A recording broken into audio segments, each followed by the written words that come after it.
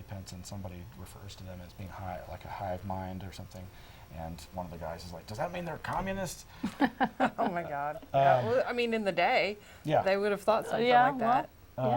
But over the years, there's actually a researcher named Nick Redfern, based out of he's a Brit, but he lives here in Texas now, and he writes a lot of books on paranormal, 4D and cryptozoology and UFO stuff, and he wrote a book called Body Snatchers in the Desert, and it's a fascinating alternative take on the Roswell incident, and it goes far astray from anything ufological. It really gets into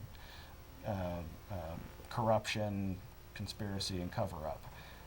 Very X-Files sounding. Very much so. The basic premise, and there's a lot to back this up, the basic premise is that just as the United States military imported all the Nazis with Project Paperclip after World War II and integrated them into our scientific establishment, our collegiate establishment, helped create NASA with Wernher von Braun doing all the rocketry stuff for us.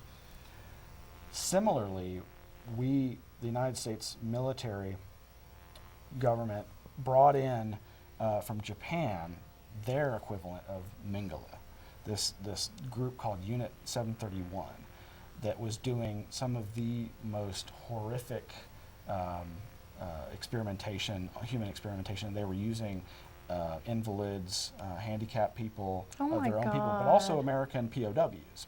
And they had been waging germ warfare on the Chinese for a long time. According to this theory, they imported all that back into the United States, brought over their own test subjects, continued the experiments, and basically there's a number of different experiments that ranged from testing new aviation designs that would look like a saucer or look like a flying wing, to high altitude balloon tests where they were seeing how humans reacted to the altitude, also to radioactive material. Yeah, I'm sure there's all kinds of that. Probably still going on. Well, so the basic premise is that's what was misidentified. And okay. It's an interesting take. The thing with It is interesting.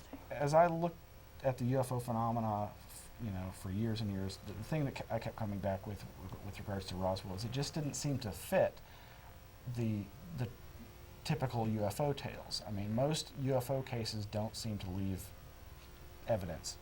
I mean, they might leave, burnt grass. They might leave, radar recordings. And they of course leave the stories told by the witnesses. Right. But it's a rare thing when there's a description of left behind material, like a piece of a craft, let alone the whole craft. Now that's not to say it's impossible, but after that, and of course, the Roswell didn't really become prominent or well known until the 70s, when somebody like some UFO researchers rediscovered they were reminded, hey, don't you remember that there was that official announcement that was in all the papers? And they're like, oh yeah, and they started digging, and then that's when all the stories of the memory metal and the bodies and the all memory the stuff metal starts coming up. And then ever since, there's been a rash, of crash saucers stories. I mean, they just, for a time, it seemed like they were falling out of the sky, every other day. There's, some of those cases have some obvious kernel of truth, like the Kecksburg, I forget if it's Pennsylvania, but it's known as the Kecksburg incident, where something fell from the sky and the government moved in, cordoned it off, hauled it away, and it has, the armed guards, threatening the locals, and then the same kind of things that you hear in the Roswell story. Only it's even much better documented as far as, and it's happened more recently than the Roswell incident. But can you imagine being from somewhere far, far away and then getting right here and crashing? You're like, don't. You know what I mean? It just seems like of all of the technology, and you just couldn't make it back out. Yeah. It'd be like going back to prehistoric times or something. I'm sure. I find it hard to believe, out of the entire universe, we're the only intelligent life forms, Yeah, that's true. So, what about, you've seen the footage? Did you want to put the phone number up? Oh, yeah. Sure. Yeah, John, Okay. can you put up the phone number? You seen the footage that NASA had on, was it the space? The tether. Yes, that Oh, broke off. yeah. What did you think about that? To be honest, I really was not impressed. I know there's, to me, it really reminds me of orb photography.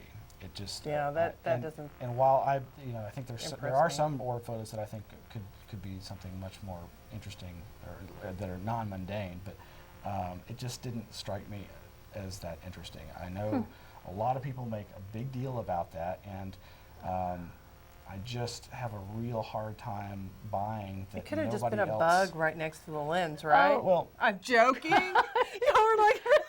We're trying to have a serious I conversation know. here, Christy. But I mean, in my opinion, like I don't have Yes, any space idea. bugs. Yeah, I don't have any idea. I have nothing to gauge like any experience on that, if that was normal or not. But we're just told that that isn't normal. It's got to be gigantic. But Right. go ahead. Right. Well, the one thing I remember from that is there's several of these shapes moving around, and one goes past the end of the tether and seems to pass behind it, giving it some sense of perspective. Like, okay, that has got to be beyond it, which means the size we're seeing it at, it's humongous.